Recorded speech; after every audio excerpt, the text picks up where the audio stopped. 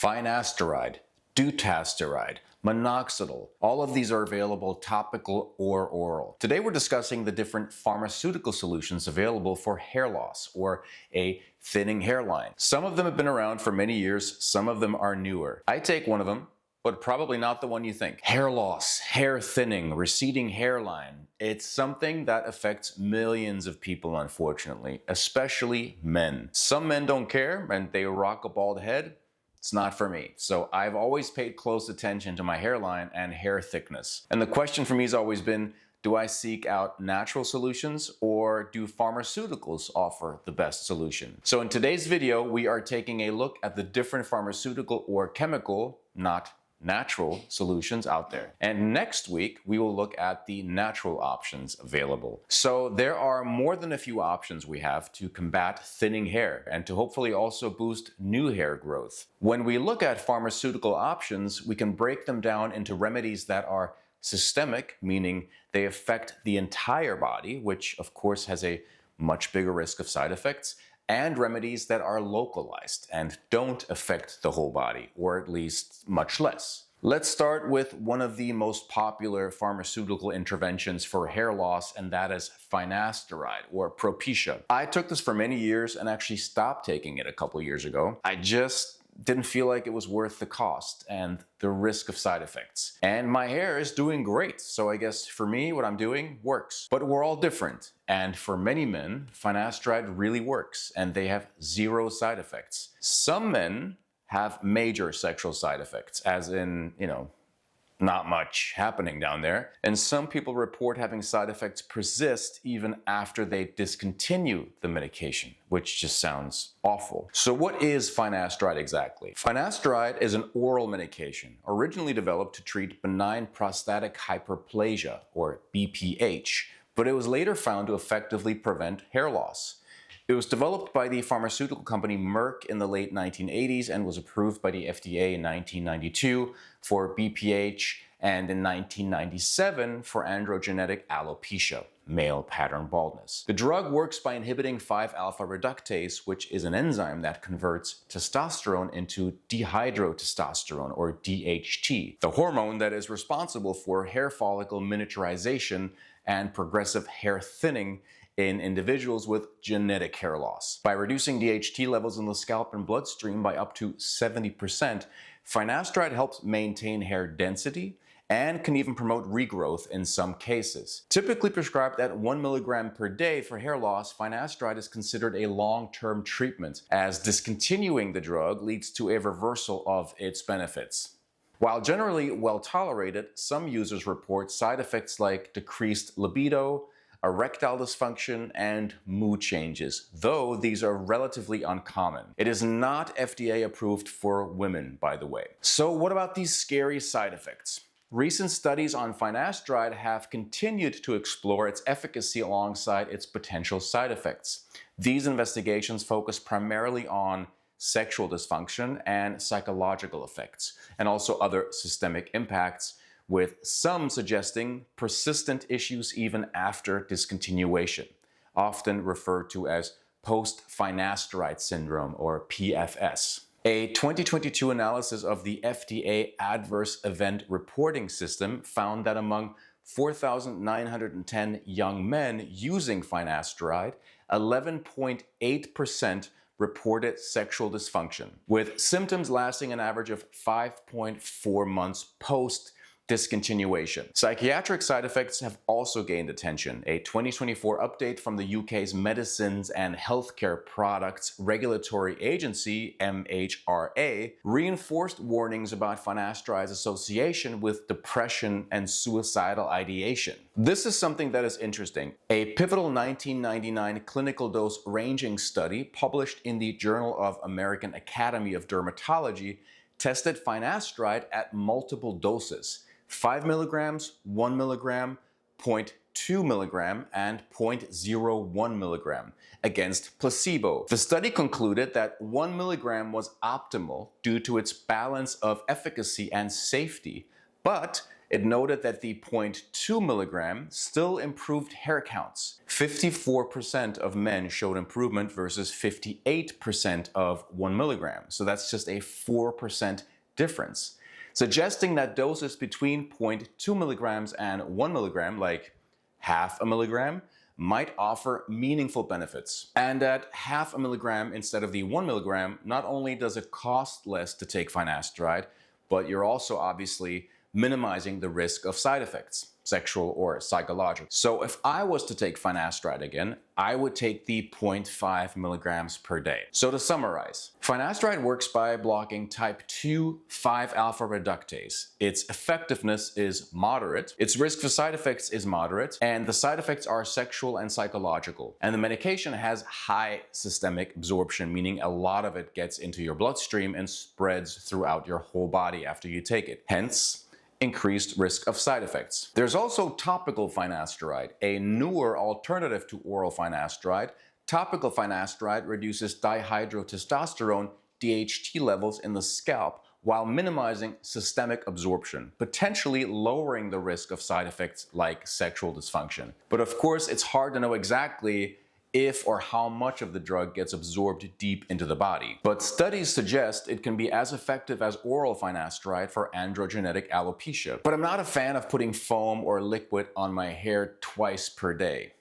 A 2021 phase 3 randomized controlled trial published in the Journal of the European Academy of Dermatology compared topical finasteride, the 0.25% solution, to oral finasteride, 1 milligrams daily, and placebo in over 450 men with AGA over 24 weeks. The study found that topical finasteride significantly increased hair count compared to placebo, and its efficacy was numerically similar to oral finasteride. Both treatments outperformed placebo starting at 12 weeks with no notable difference in hair thickness. Importantly, topical finasteride reduced DHT by 34.6% versus 55.6% for oral, suggesting comparable scalp benefits with less systemic impact. Again, quick overview. Blocks type 2 5-alpha reductase. We will talk about a stronger medication in a bit, which blocks both type 1 and type 2. The effectiveness is moderate to high. There are fewer systemic side effects than oral finasteride and lower systemic absorption than oral as well. While there may be fewer side effects with topical finasteride compared to the oral form, there are still some risks to consider. For example, males with a female partner who's pregnant or may become pregnant should not use topical finasteride, because when a pregnant woman comes into contact with this, it can cause abnormal genital development in a male fetus. So that's definitely something to be aware of. And these topical serums will run you between $35 and $50 per month. Before we get to the next medication, I want to tell you about a product that I've developed. The risk of side effects are pretty much non-existent because it's made entirely with botanical ingredients and also without any alcohol or fragrance. It's my very own Phyto Hair Growth Serum. It is for men and women, and it contains powerful ingredients that improve scalp health, reduce shedding, and boost hair growth. And it lasts a lot longer than 1 month. It includes an award-winning ingredient made from microalgae, and I don't know of any other serums on the market which include this ingredient, and that is Denzidil. Denzidil was designed to combat hair loss and also hair graying, which is a nice bonus. Less grays, bring it on. Denzidil combines extracts from 2 microalgae species, spirulina and chlorella.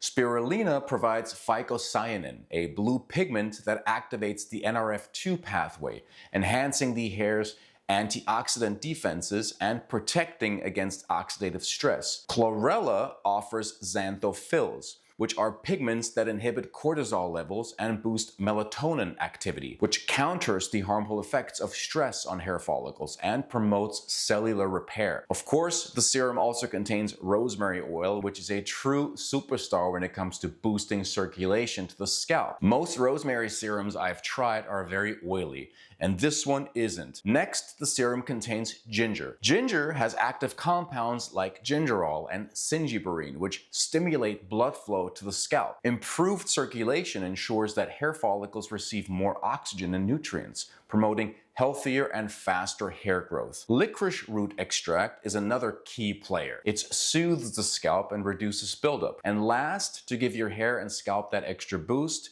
we've added vitamin C and vitamin A. These antioxidants help fight free radicals and support collagen production, which is essential for healthy, resilient hair. So click on the link in the description box to get your bottle or to find out more. And US shipping is free right now. Back to our pharmaceutical solutions. Minoxidil is up next. There is topical minoxidil, which has been around forever, and also oral minoxidil, which has become more popular in the last 5 to 10 years. Topical minoxidil, as in Rogaine, or in Europe, I think it's called Regaine, is a widely used treatment for hair loss, particularly androgenetic alopecia or AGA. And it works by directly influencing hair follicles on the scalp to promote growth and slow thinning. Originally, it was developed as an oral medication for high blood pressure. Its hair-growing side effects led to its reformulation as a topical solution. It's thought to widen blood vessels, which may improve blood flow to the follicles, delivering more oxygen and nutrients to support hair growth. At the follicle level, minoxidil shortens the telogen or resting phase of the hair cycle and extends the anagen or growth phase, encouraging dormant or shrinking follicles to produce thicker, longer-lasting hairs. It doesn't block DHT, unlike finasteride, so it's more about stimulating growth than stopping the root cause. Results vary. About 60 to 85% of users see some regrowth, and it works best in the early stage hair loss. You need to keep using it, though, and stopping means the gains fade within months as follicles revert to their original cycle. Systemic absorption is low, about 1.4% of a 5% dose reaches the bloodstream. So side effects are usually mild, but can be scalp irritation or unwanted facial hair if misapplied, though rare cases report dizziness or heart palpitations from overuse. It's not a cure, but by giving follicles a prolonged growth boost and better nourishment, topical minoxidil remains one of the most popular options for fighting hair loss. I used Rogaine for a long time, and I just found the twice-a-day thing so tedious, and it makes your hair kind of sticky. And I would get itchy from time to time on my scalp, which I just didn't like it, so I discontinued that. I now take oral minoxidil, and more on that next. So, to recap, topical minoxidil increases blood flow and promotes growth. The effectiveness is moderate. Side effects: irritation. In terms of systemic risk, no hormonal effects. It would cost you around $25 per month, but it's pretty easy to find special offers at Amazon, or even Costco has their own cheaper version. Now, oral minoxidil works in fighting hair loss by improving blood circulation to hair follicles and extending the hair growth phase. But you need a prescription for it. Here's how it helps prevent hair loss and promote regrowth. Studies show that low-dose oral minoxidil, 0.5 to 5 milligrams daily, can be effective for both men and women with hair loss. Minoxidil relaxes blood vessels and improves blood circulation. This increases oxygen and nutrient delivery to hair follicles, supporting healthier and thicker hair growth. Now, our hair grows in cycles, which we already discussed, with the anagen phase being the active growth period. Oral minoxidil prolongs this phase, preventing premature shedding and promoting sustained hair growth. And it also reduces the miniaturization of hair follicles. In conditions like androgenetic alopecia, male or female pattern baldness, hair follicles shrink over time. And minoxidil counteracts this miniaturization, helping hair grow thicker and stronger. And then minoxidil also opens up potassium channels in hair follicle cells, which may help reactivate dormant follicles and promote the regrowth of hair in thinning areas. Side effects of low-dose oral minoxidil are generally mild, but dose-dependent. The largest multi-center study to date, published in 2021, evaluated over 1,400 patients and found excessive hair growth on the face or body in 15%, leading to a discontinuation in only 0.5% of cases. Systemic effects included lightheadedness, fluid retention, headache, and insomnia. I've only noticed that the beard growth around my cheeks has filled in a bit, which I do not mind at all. I've not noticed any increased hair growth anywhere else on my body. So, to summarize, oral minoxidil increases blood flow and promotes growth. Its effectiveness is moderate to high. Potential side effects: lowered blood pressure, dizziness, swelling, excessive face and body hair growth. Systemic absorption, yes. Next, we have Dutasteride. Dutasteride is a stronger 5-alpha reductase inhibitor than finasteride because it blocks both type 1 and type 2 enzymes that convert testosterone into DHT. So that makes it more effective at lowering DHT levels by over 90% versus 70% for finasteride. However, this also means dutasteride has a longer half-life,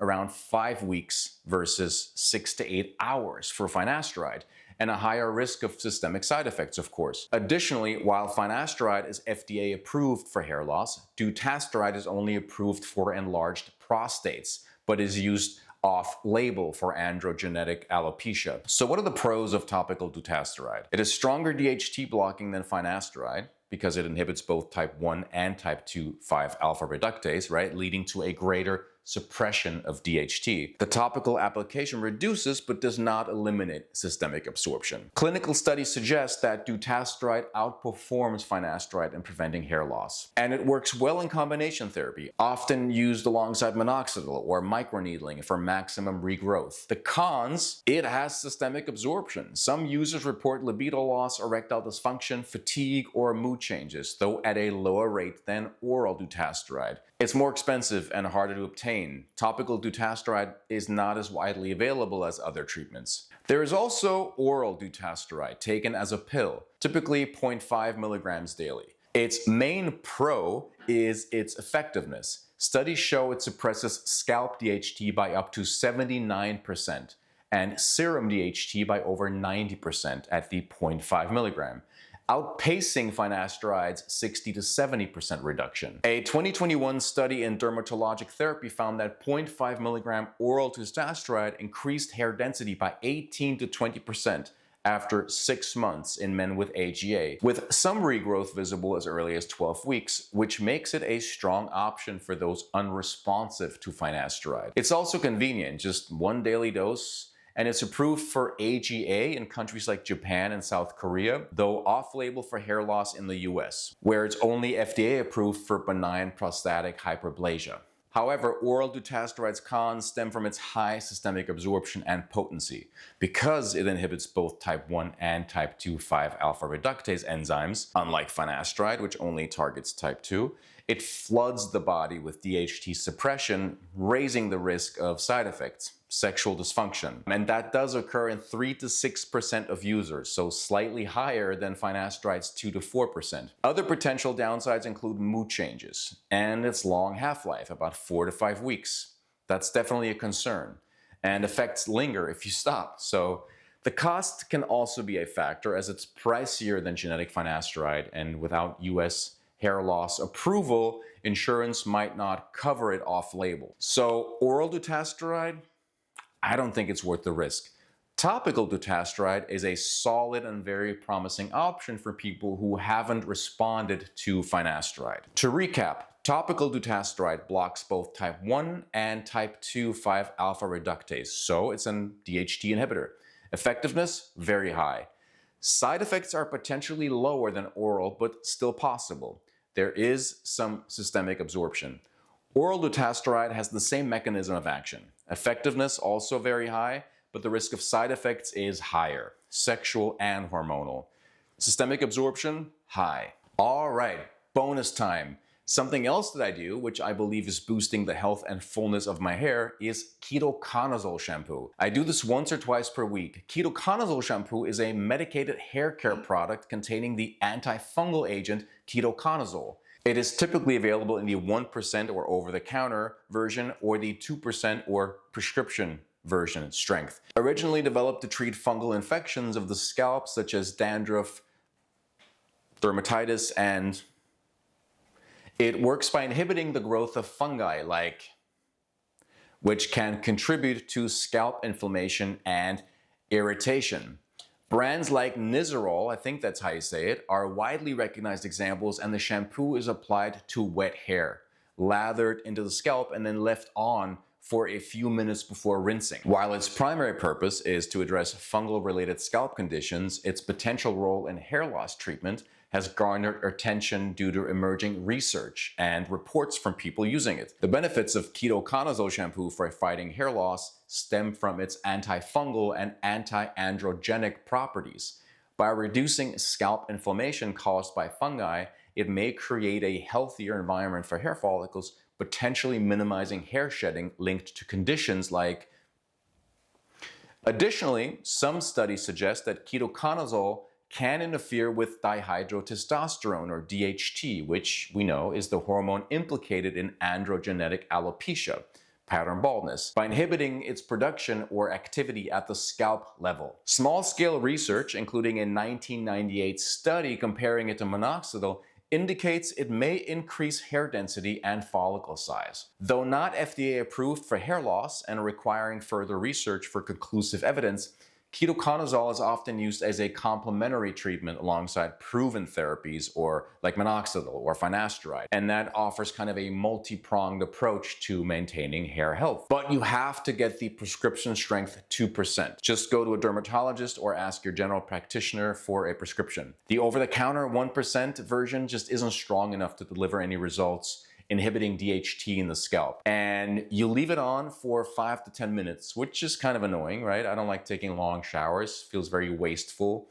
but I only use Ketoconazole shampoo once a week, maybe twice every once in a while. So to summarize, it has mild DHT blocking and antifungal properties, effectiveness low to moderate, possible side effects, dryness, irritation. I have not noticed those. No systemic effects. So personally, I use both chemical and natural solutions to prevent thinning hair and to boost hair regrowth. I throw a few things at it, my scalp and hair that is, and it seems to be working very well. I use my Phyto Serum every other day. I use a derma stamp once a week. And I take oral minoxidil. And I take some supplements that are supposed to help with scalp and hair health, and we will talk about those supplements next week. In the meantime, watch this video next. It's all about zinc and how a zinc deficiency can lead to hair thinning. Thanks for watching, and I'll see you soon.